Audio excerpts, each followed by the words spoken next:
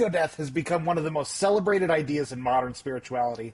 But if dissolving the ego leaves you less grounded, less accountable, and less present in your life, that is an awakening. It's avoidance.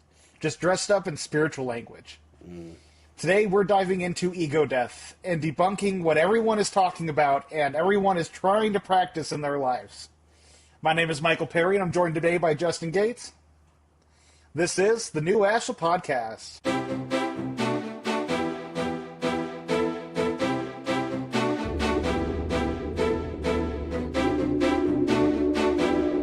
Hello and welcome to the new Ashla Podcast, home of spirituality, psychology, and metaphysics, where we like to dive into the shadow and work on self-mastery.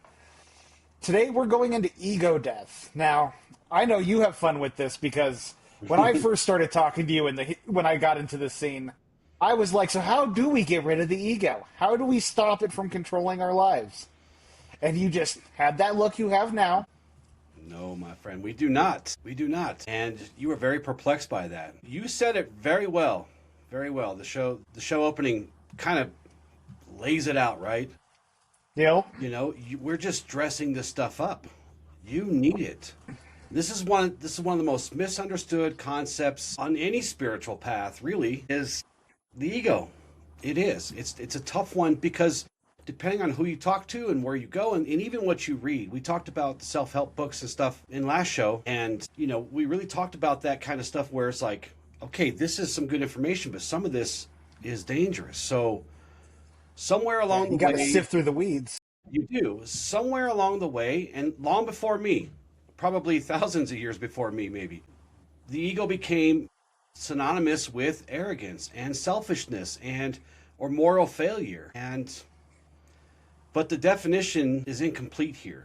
We're not looking at the whole picture, and it's dangerous when taken seriously, quite honestly. I completely agree on that. I mean, it's just, the ego is so vital to our development. You really helped me awaken to this truth because ego is so necessary for us to be successful in life. And I don't even mean that in an egotistical way, but right.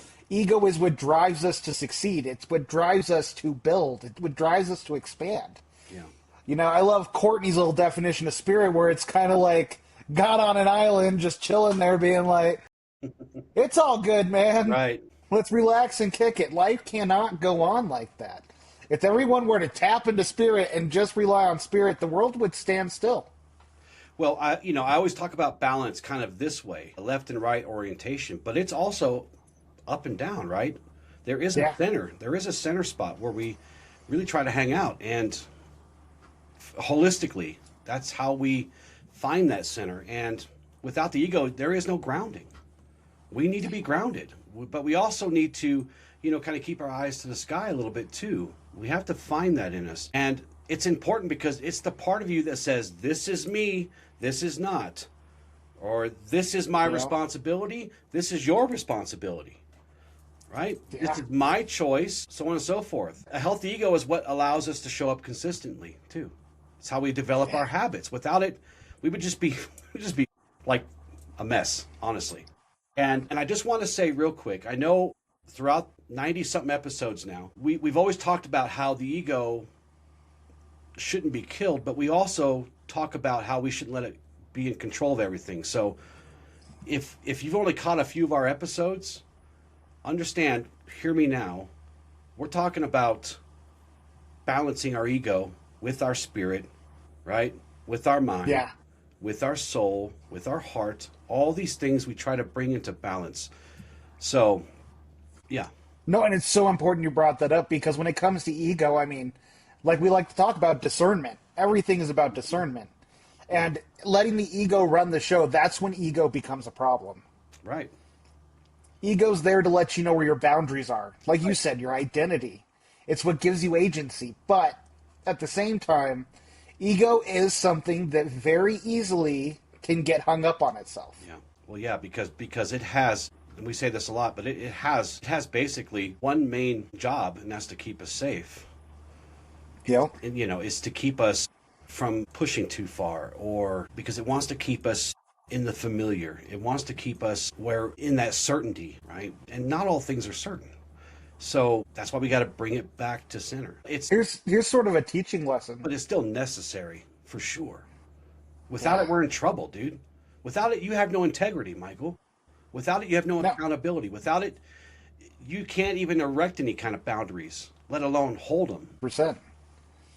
And when it comes to this, I mean, I want your take on this. How much do you think that ego and the unconscious mind are very much almost the same being to a degree, as far as the way they operate? Because this is something I've spent a lot of time reflecting on, and I've wanted to ask you about this for a long time now. And it's just the unconscious mind, which is 95% of our thoughts, is rooted in the identity of the ego. Right.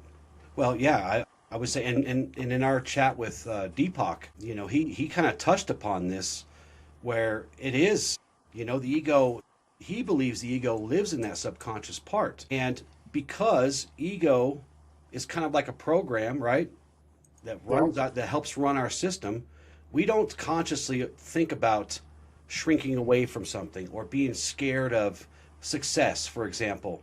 But our ego certainly has something to do with that. But this, again, this goes back to training and practicing and developing disciplines around things that help us regulate the ego, help us tame it, help it bring it into alignment with the rest of us. And so I would say, yes, it does.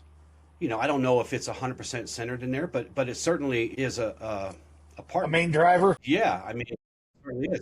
And we talked about it in another show where we said there's actually a show short from one of our shows that I cut out and put out there in the interwebs, where we're talking about ego being a rogue program sometimes.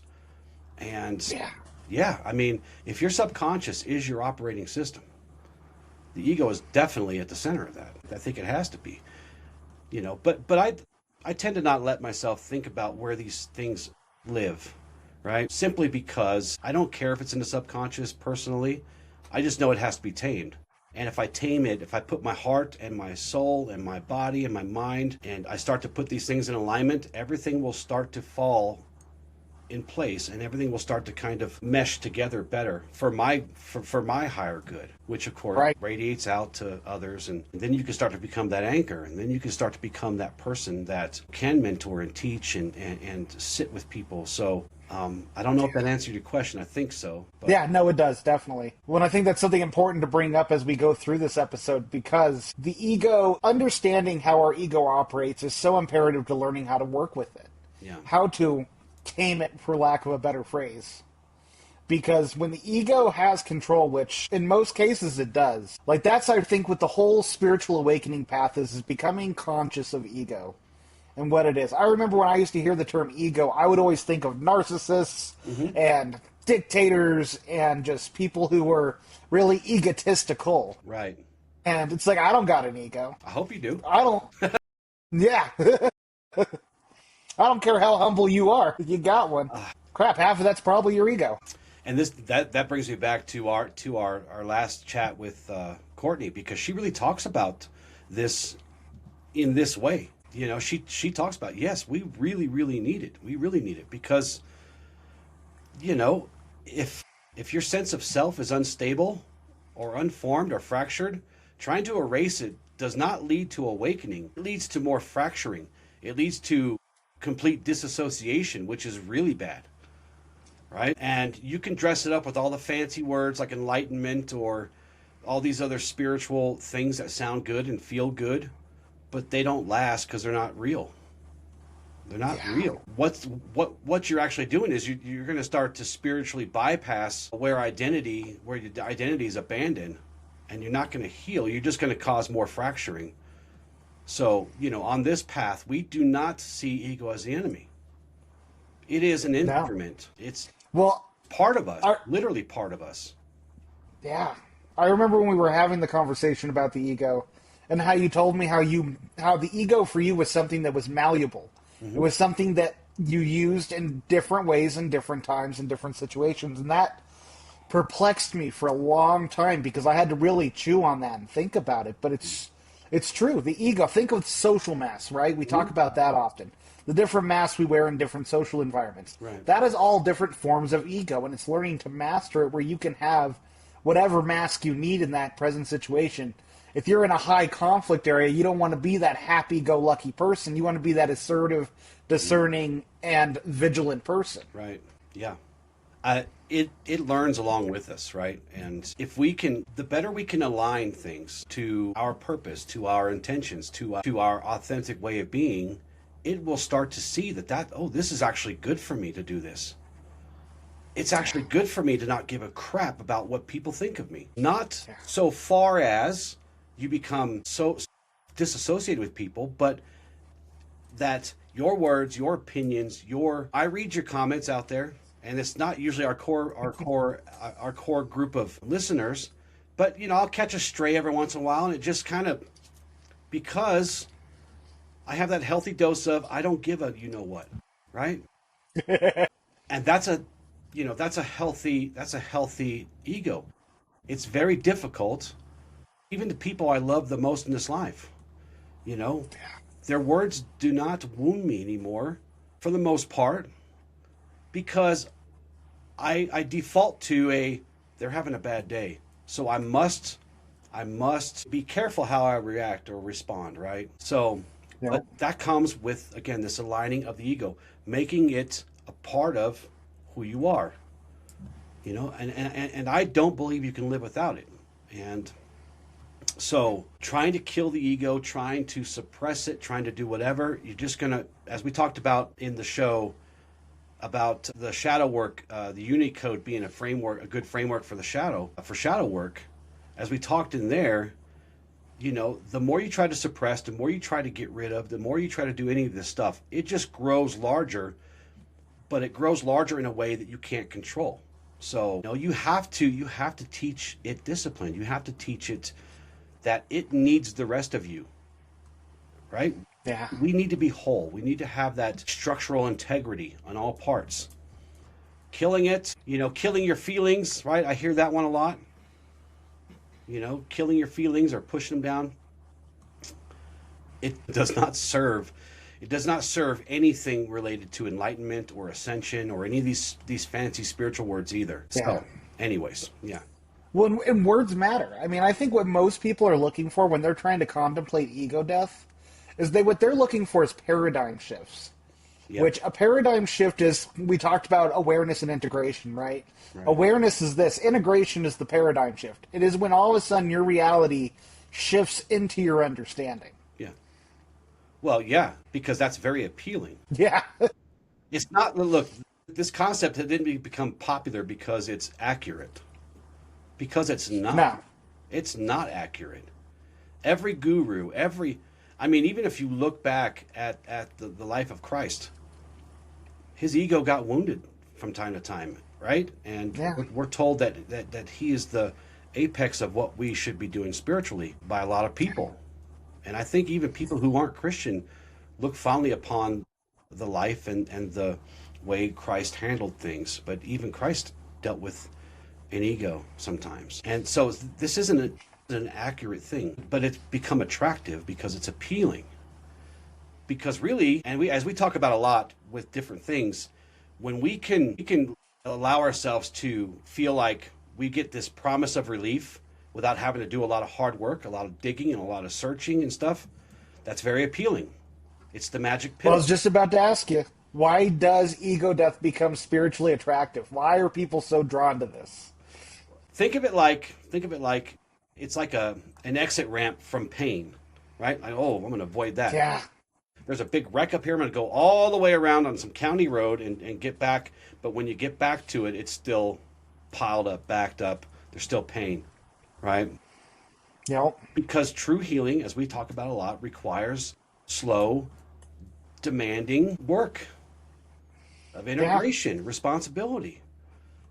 So it's attractive because people see it as a shortcut.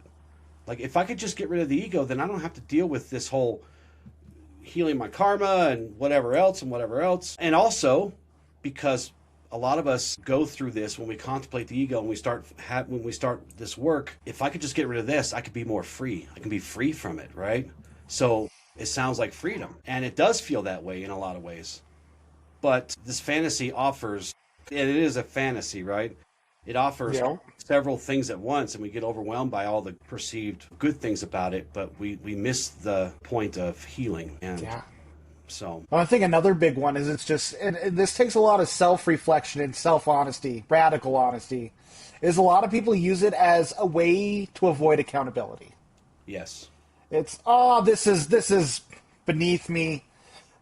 I've transcended this kind of drama. This isn't worth my time. Yeah. Well, yeah. You don't have to commit. You don't have to do the work to repair. You can avoid the pain. And of course, all these are illusions. You can't avoid any of that. Eventually, you're going to come back. You're going to come back full circle to that, and you're going to feel like you're starting over again. But now, as you said many shows ago, the monster's just bigger now.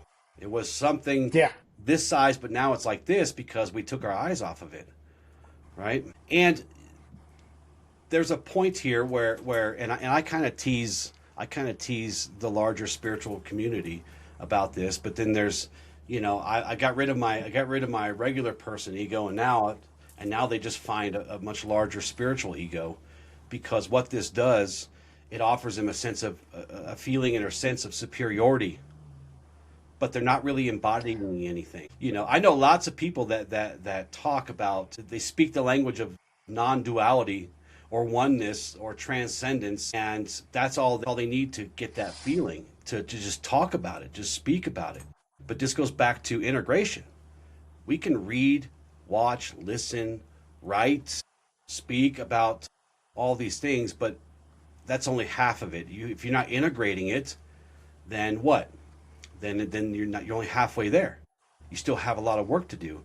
And if you put off the integration long enough, then really you're just blowing hot air at some point. You have to integrate. You and I both watch a lot of YouTube, and it's easy to find people who sound really awakened.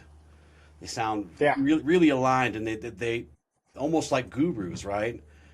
But when you see them away from the camera, it's really easy to see that they weren't doing much of the integration work. Oh my gosh. They're not very emotionally regulated, or they're not really mature. The words don't match what they're doing, or ethically consistent, or any of that stuff. So, and unfortunately, modern spiritual culture amplifies the illusion, doesn't it? It makes it. Oh my gosh. Well, people want that quick fix pill, right? That instant, this is going to fix all my problems. To your point, I was watching one of my favorite holistic teachers, and he was talking about how he's like really changing his content up because he was really getting into manifesting and stuff like that. And as he was going to these different YouTube groups where people are talking about the same thing, he realized that everyone there, it's like, I manifested my dream job. But I also went to school for 4 years, applied to 20 different jobs, and got lucky because I knew someone in the job and they gave me the job. It's like all these different people talking about how they manifested all these different things in their life. Right. Well, my dad died and I got an inheritance, so I manifested this money. And a lot of people will argue that those are real pathways to things, and maybe they are, maybe they're not. I don't know for sure, but I do know one thing for sure, is that the things we talk about, we try to keep it psycho-spiritual, right? We try to stay open while being present now, where we can make the choices, where we can regulate the things in ourselves, and we can align the things, our whole selves, into that whole thing. Because you don't manifest what you don't relate to. You don't manifest to what you don't resonate to. And you don't manifest what you don't work towards. I think that's the biggest one right there. Is so many people want I want to get it all, but the work involved with getting it. Like, I am a big proponent for manifestation. I think it's definitely a real thing. But I also think you got to meet the universe halfway. Yeah. Well, yeah. We're all created of the universe. We all share. We're all stardust, man. The things that formed suns and stars formed us too. And again, we are all about finding empowerment through alignment. Period. If you summed up what we're all about, that's what we're trying to do. So we don't ignore spirituality. We don't ignore psychology. We don't ignore physical fitness. We don't ignore making the mind sharp, right? We have to do all these things, and we have to make sure that these things again, alignment, alignment, alignment, alignment. I know I say that a lot, but it's because that is the goal. Alignment is where we're in balance. It's where we find our harmony, where we find all these things. So, Yeah. But that's why this stuff is very desirable, because all I have to do is this one thing. All I have to do is kill the ego. And then everything else falls into place. But they're missing they're missing the secret of the secret again. You have to wish it, want it, then do it, then let it go, and let the universe do its part, but we still have to do our part. We can't just look, there are no shortcuts. In other words, there are no shortcuts to any of this stuff. And that's what this illusion is. It's a shortcut. It's a promise of a shortcut. Well, I don't have to do this, I don't have to do that. And then it even gets worse. You'll see people justifying the shortcut. Well, I already lived 152 lives, and I already figured that out back then, so now it's just a matter of just removing this part of me and this part of me, and then expecting me to be whole.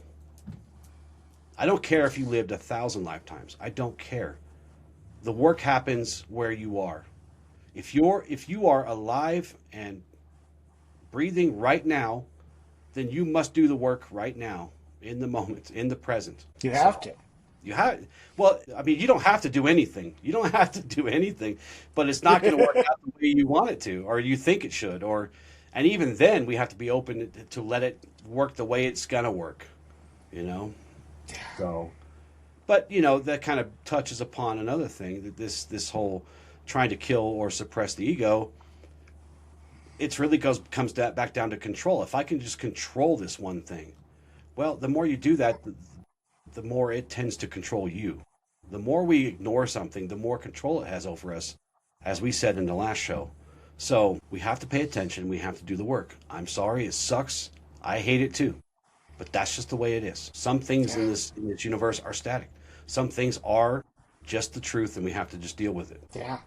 Well, I think so many people just don't have a good grasp of what all entails an ego.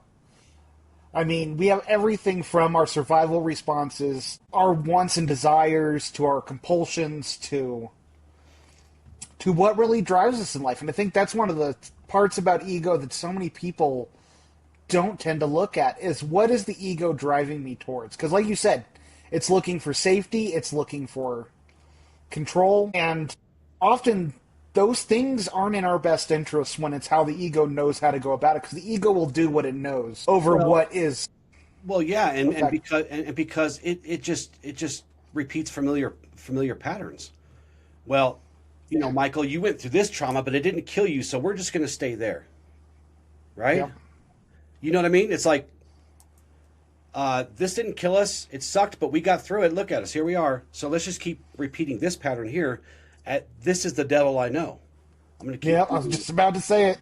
This is the devil I know, right? So I'm going to keep doing this, and that is not in our best interest, because you can't grow that way. You just can't. And you can't will that part away either. You got to. Well, ironically, I would say your willpower probably comes from somewhere in this. Yeah.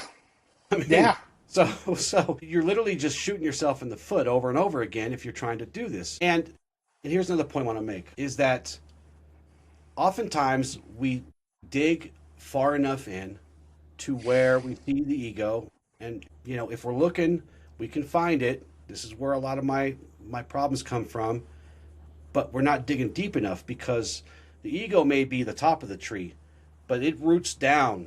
It roots real far down, right? As far as you can imagine.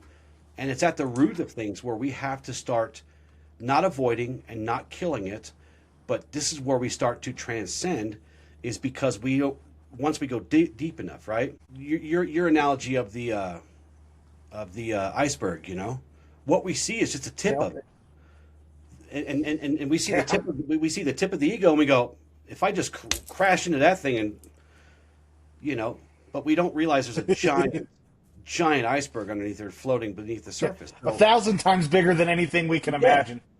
Right.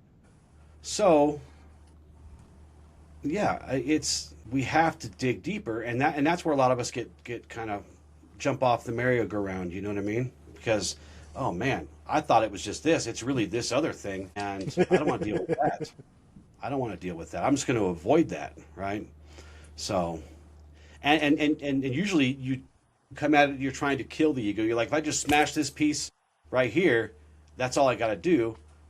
And then when you smash into that piece and you realize there's a much bigger thing underneath, much bigger piece underneath, then you're like, nope, gonna avoid it. I can't destroy this thing, so I'm just gonna start to avoid it. So what are some signs for people out there who are doing this work, who are trying to develop, cultivate their ego, or kill their ego, depending on where they're at and who's listening to this?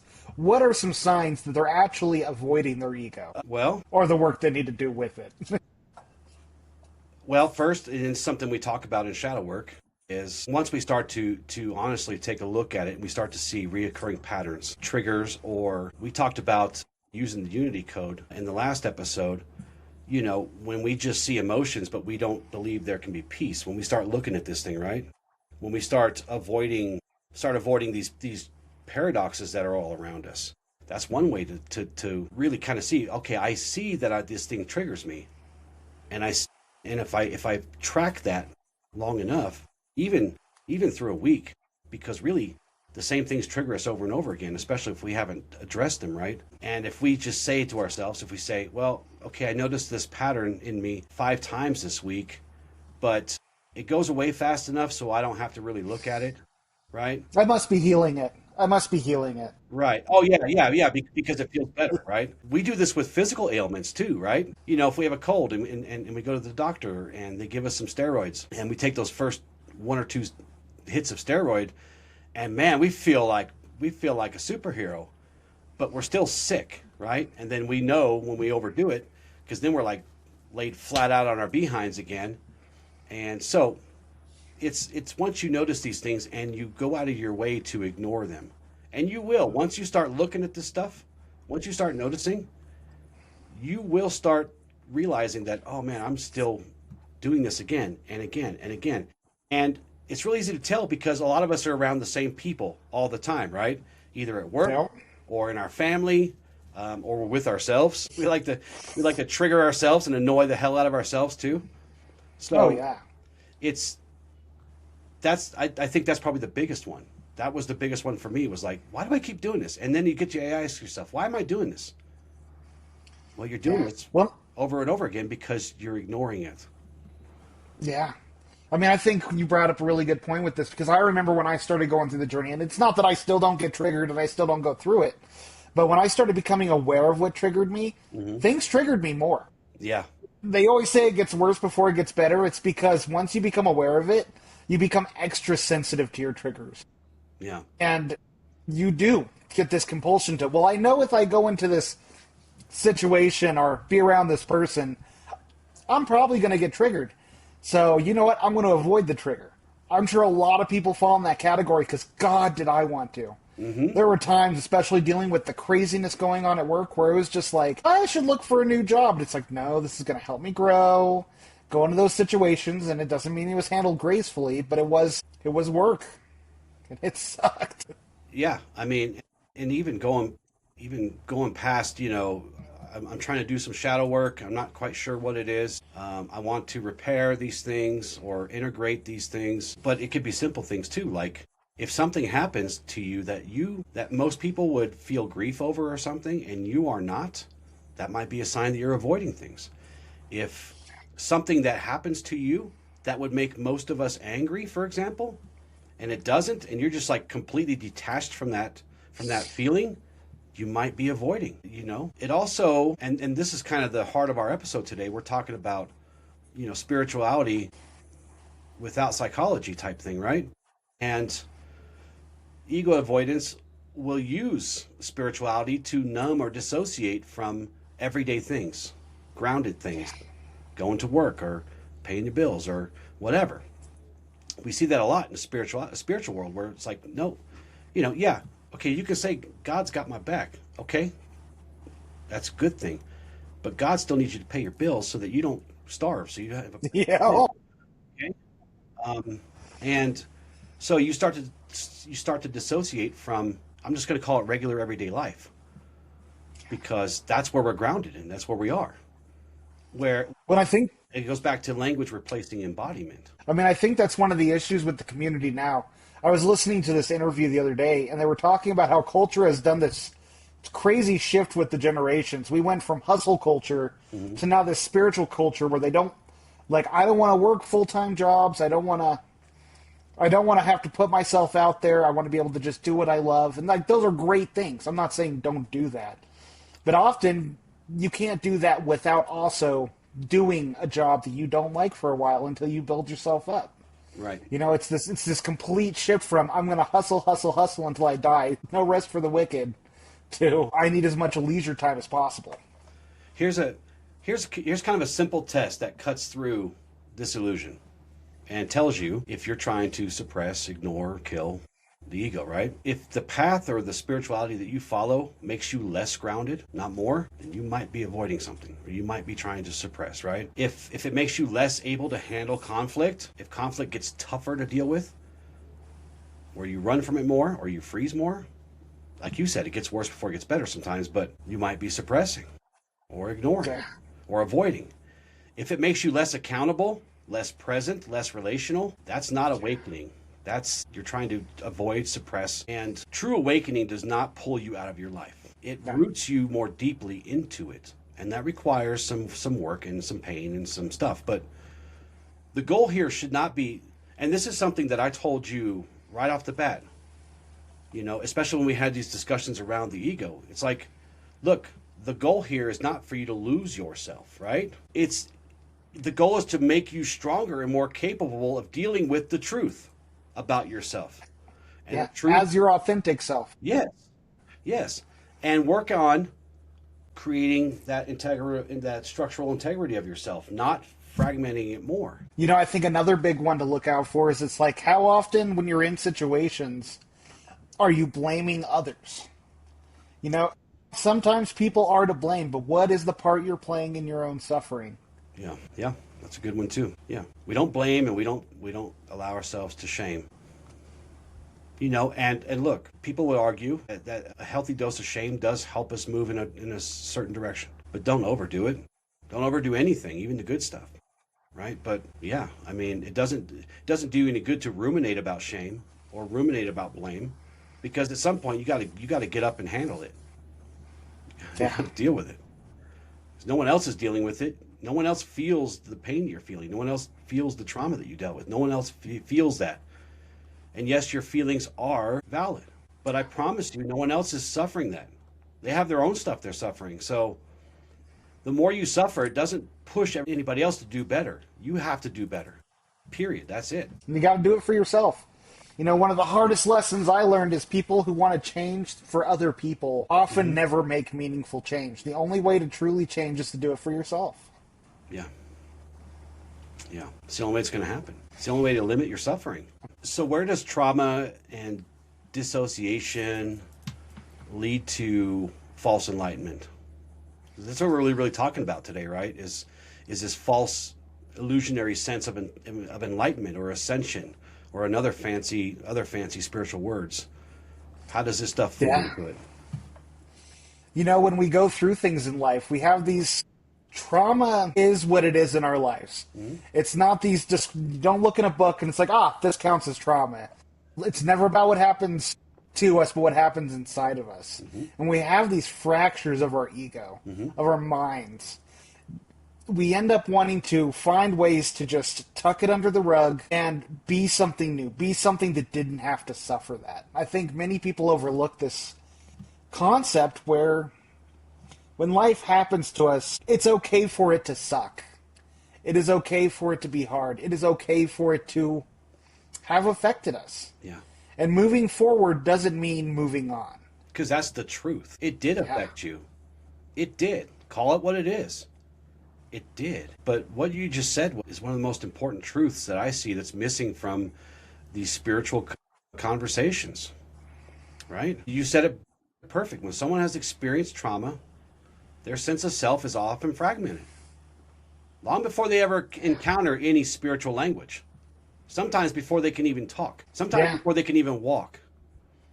The boundaries get blurred and their sovereignty, their agency is weakened from the get-go. And it's very difficult as they grow, right, to be present. It's very hit or miss. And when it's like our interview with Deepak, sometimes it even comes from our parents. Like, or grandparents.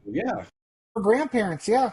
And it's stuff we're just carrying into this lifetime of baggage that we're going to have to sort through. We don't have to, but Yeah. to find a fulfilling and whole life, that is part of the work. You should. Eventually, you're going to have to. And I always kind of say, look, you can sit in the seat of your power right now, right here, in the moment to moment, or you can go kicking and screaming, drag behind a boat. That's what's going to happen anyway.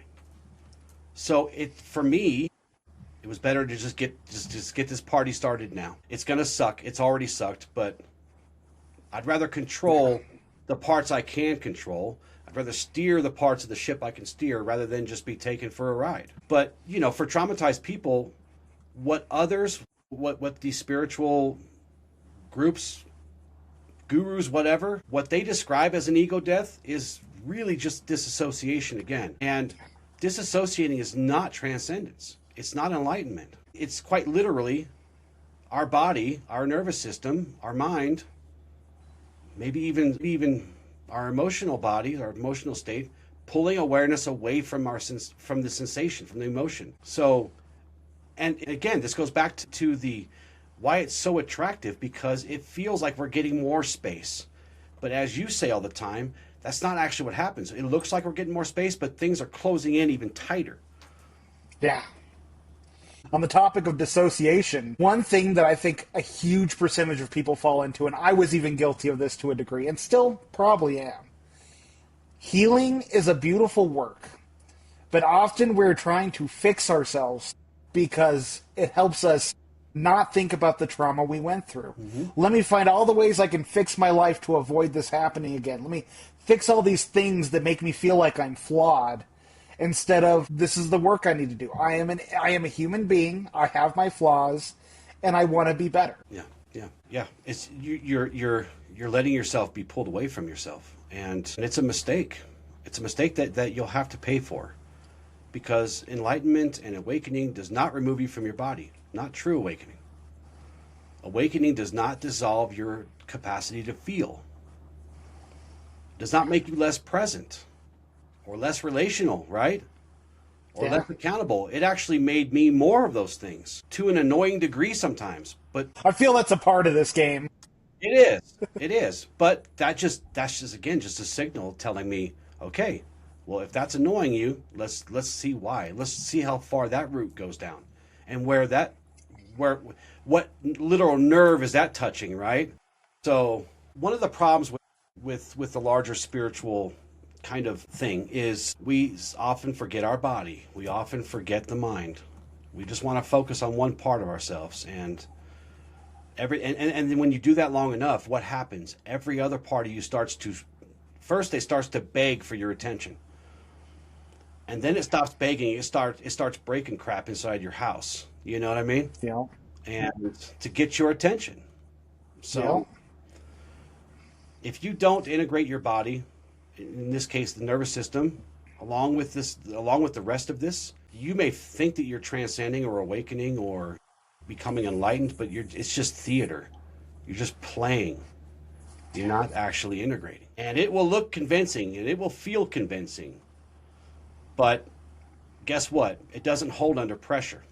That's the thing here, right? Everything we build, we must build it so that when we are challenged in this life, which we are always challenged in this life, that we can not perform, but we can produce under that pressure. And if you're following a path that can never do that, then you should rethink that. But also, if you're talking a good game and you're not actually building the things that you need to build inside you to hold up against the pressure, then you're not practicing. You're just pretending. Well, I think an important part too is, when things happen to us in life, we have all these emotions that get stored inside our body. Mm-hmm. If we don't learn to process this stuff out of our nervous system, to truly do the work to bring ourselves back to baseline, then we're always going to be triggered. We're always going to have these heightened emotions in situations that are not to our liking, for lack of a better phrase. Yeah. We have to learn to sit in the mud with ourselves, mm-hmm. and allow ourselves to process our trauma, to process our weaknesses. And it doesn't mean that they're bad, but it means to integrate, we must take a true inventory of ourselves and do the work necessary to reach these next stages of enlightenment. Well, and that's the irony here. As we said earlier, the ego is designed to help us be more grounded and feel more safe, right? Well, if we try to get rid of it, then we can't ground, we can't feel safe, and that's really what enlightenment and awakening and transcendence is really asking us to do. It asks us to inhabit ourselves fully, authentically, and because trauma and healing must be met with grounding. And it must be met with a safe place to sit within ourselves, right? And if we get rid of the ego, then we don't have that part of us anymore. So, yeah, I mean, it really seems like this thing came from a point of good intention, right? Yeah. But when you look back at if you just take the top 10 spiritual masters or teachers across all of time, I promise you, none of them would have said, "Yes, let's kill the ego. Let's kill it." Yeah. Because none of them did. None of them did. They all suffered the same problems that every one of us human beings do, and that's a dysregulated ego. From time to time, now they seem to have figured it out pretty quick and better than most of us, right? We all will struggle with this forever and ever, but they didn't kill it. They didn't ignore it. They didn't, and if they did, they learned their lesson and didn't do it for long. So I guess this brings the real question of how do we truly integrate the ego? Well, as all things that we talk about with this work, it's far less dramatic than the mystics and the sages will suggest, but also at the same time far more demanding, right? Because we come back sometimes the simplest answers are the hardest. Yeah, well, I had this discussion recently about why do people have such a problem following the actual words and actions of Jesus Christ, right? And what it comes down to is, well, because it's really hard to do that. Because you have to, what do you mean? I have to love my neighbor? Or love my enemy? I have to take accountability for not just how I talk, but how I act, how I show up. And so it's really hard because, but real growth is it's unglamorous. It sucks. It's slow. It's boring. It doesn't come with fireworks every time you do something good. It doesn't, there's not this big celebration or whatever. And it certainly doesn't come with this permanent state of bliss, right? Right. It's hard and it sucks because you're showing up again and again, sometimes dealing with the same triggers, the same annoyances, the same things. But each time you show up, each time there's a little bit of growth or a little bit of healing, you're a little more skillful at it, especially under pressure. And well, it's like playing the guitar, right? Yeah. But it's not loud, it's not boisterous, it's not fun, it's not glamorous. Sometimes it can be, but most of the time it's not. Because it really reveals itself in how we show up in our relationships, to ourselves, out in the world. And that takes a while to see. And especially if we're trying to do this alone, we don't have a lot of feedback, right? That's the hardest part. So, we don't have people cheering us on and, cheerleaders and stuff. No. Crap, most people are not going to like the work you're doing. No, they're going to... You're standing up to me? Right. Where'd this guy come from? You ever hear that? What do you mean you don't want to party tonight? Mm-hmm. I know that was one of the big ones I ran into is it's like as I was trying to make conscious changes to get my life in order, I had a few people in my life who were just like, you don't want to hang out, you don't want to drink, you don't want to do all these things. It's like, no, I need to get to bed on time. I'm going to the gym today. I can't hang out today. Right, yeah. But if they care about you, they'll learn to adjust to you. And maybe you just rub off on them a little bit. Yep, that's the hope.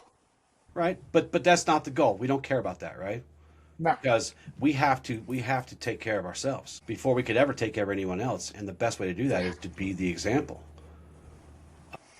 But this integration will look like things like emotional regulation, where you can feel things and you can call things out and you can allow yourself to be angry, sad, happy, mad, right? Without letting it control you or overwhelm you. In this arena, it really looks like responding to everything versus reacting to everything. And to kind of piggyback off your point, it looks like boundaries, good boundaries, strong boundaries. Knowing where your responsibility ends and another person's begins, and you don't take it on. You don't take what they're giving you and allowing you to compromise your boundaries just to make them feel better. It's about all. And you know what? If you struggle with boundaries, like, don't make the goal, I'm going to make sure I hold my boundaries every time. Make it, I hold my boundaries for 10 seconds longer. Just do little things to slowly build the muscle. If you have muscles you've never worked before, it's going to take some lifting before you start building it. Yeah. And that's the truth to all this work. Yeah. It also looks like accountability. Owning your actions, making choices regardless of what happens afterwards, standing by your word, You have to. Well, you do have to.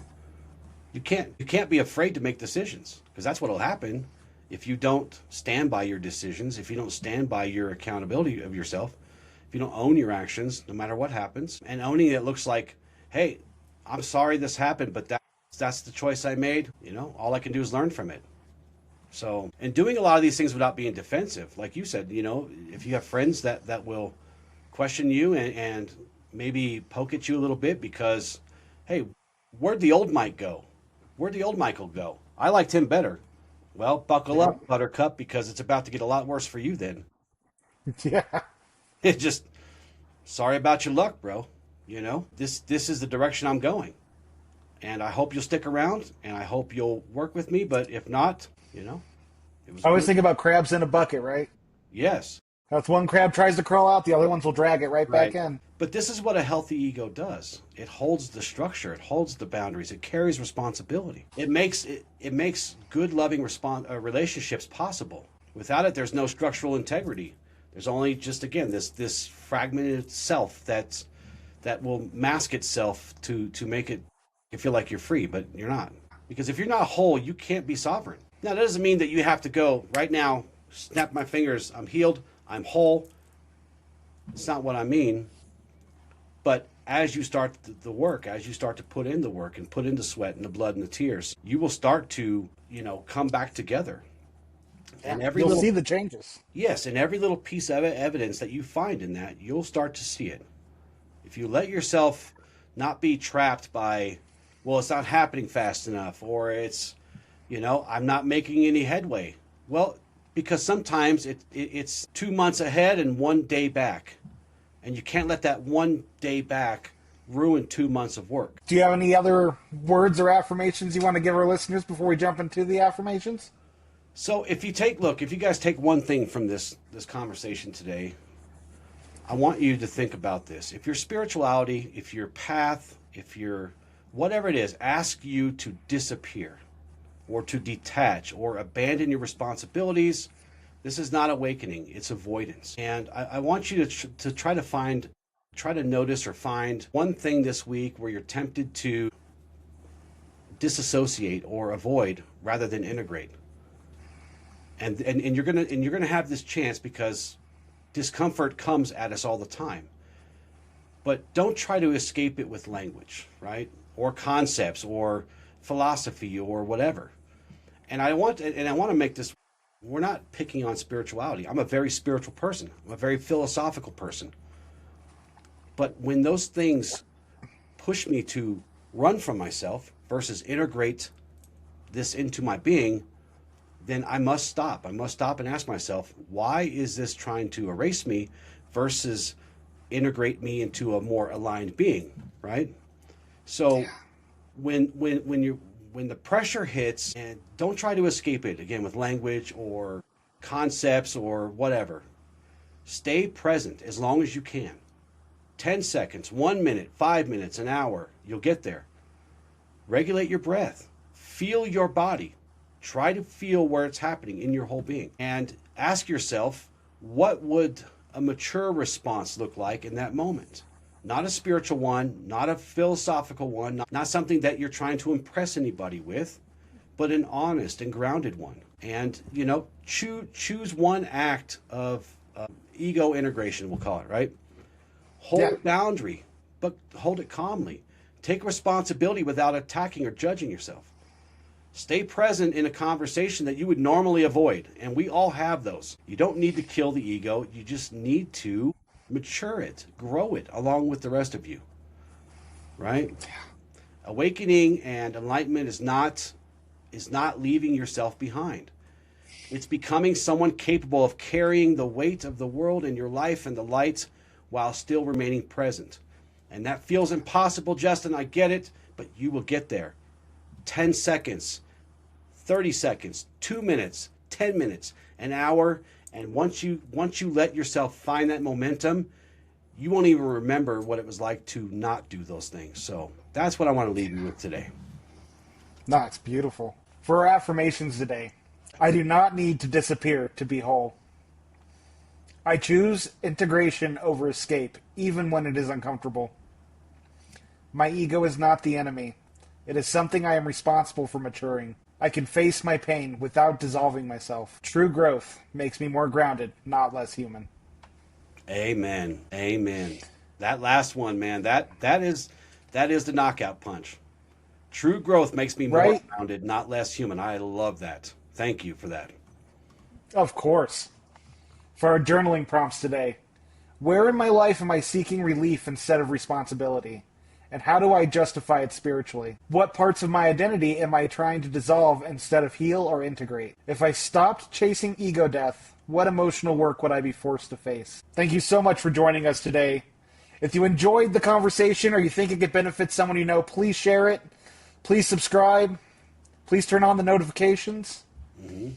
Also, check us out on all the different platforms, TikTok, Instagram, Facebook, YouTube, and also newashla.com, the best website ever. Best website ever. With love and gratitude, ad lucem. Ad lucem.